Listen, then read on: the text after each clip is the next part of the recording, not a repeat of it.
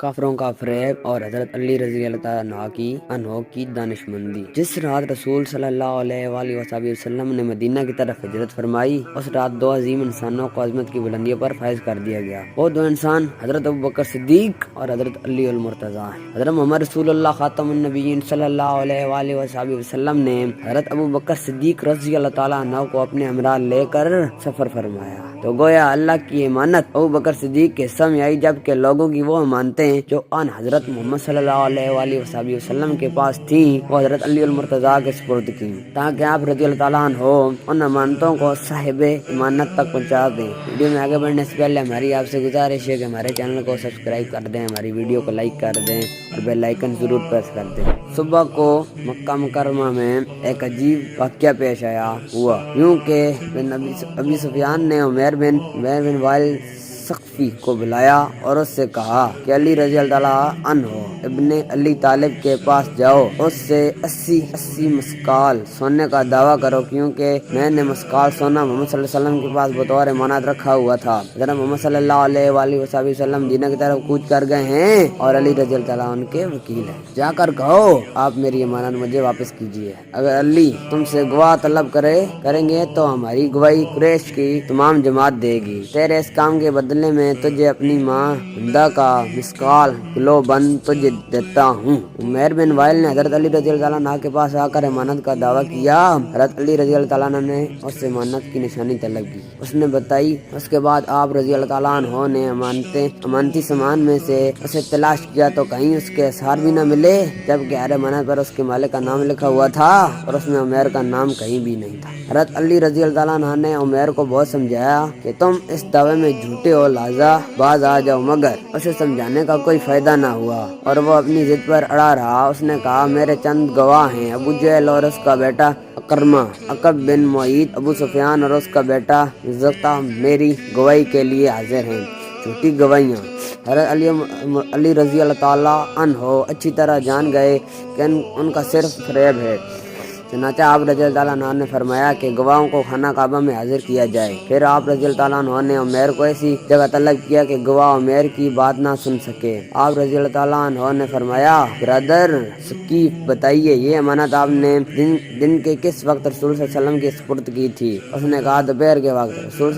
रसूल खुदा ने मेरे हाथ से ली थी और आप अपने गुलाम के हवाले की थी। इसके बाद आप रज़ी अल्लाह अन्हु ने अबू जहल को तलब किया, लेकिन उसने गवाही देने से इनकार कर दिया और कहा मुझ पर गवाही देना कोई फर्ज तो नहीं है। फिर आपने अबू सुफियान को बुलाया और उससे यही सवाल किया। अबू सुफियान ने कहा रूबी आफ्ताब के वक्त हज़रत मोहम्मद सल्लल्लाहु अलैहि वसल्लम के हवाले की और आप सल्लल्लाहु अलैहि वसल्लम ने अपनी जेब में डाली। फिर मुनकत्ता को बुलाया गया, उसने गवाही में कहा कि ऐन दोपहर के वक्त था जब ये अमानत मोहम्मद सल्लल्लाहु अलैहि वसल्लम ने ली, अपने हाथ में रखते थे जहाँ तक कि उमैर वापस आ गया। फिर अकबा को बुलाया और उससे सवाल किया। अकबा ने जवाब में कहा मोहम्मद सल्लल्लाहु अलैहि वसल्लम ने यह अमानत असर के वक्त ली और फौरन उसे अपने घर भेज दिया। फिर अकरमा को बुलाया, उससे सवाल किया, उसने जवाब दिया मोहम्मद सल्लल्लाहु अलैहि वसल्लम ने यह अमानत तलुई आफ्ताब के वक्त ली थी और इस अमानत को फातिमा बिनते असद के घर रवाना फरमाया था। जब उमैर ने मुख्तलिफ और मुतजाद शहादतें सुनी तो उसका रंग उड़ गया और जान गया कि इस हरकत से उसकी रसवाई हुई है और उससे मजीद दिल्लत का सामना करना पड़ेगा। चनाचा उसका रंग जर्द हो गया और चेहरे पर हवाइयाँ उड़ने लगी। हजरत अली और मुर्तज़ा ने फरमाया, ए उमैर तेरा रंग क्यों जर्द हो गया है और तुझ में क्यों तब्दीली आ रही है? बदी का इकरार। उमैर ने कहा, अली मैंने जो दावा किया वो दरअसल किसी का मकर और फरेब था। अब मैं असल बात बताता हूँ, मैं रसवा नहीं होना चाहता। मुझे उस मोहतरम घर बैतुल्लाह शरीफ की कसम के मेरी मोहम्मद सल्लल्लाहु अलैहि वसल्लम के पास कोई अमानत नहीं थी।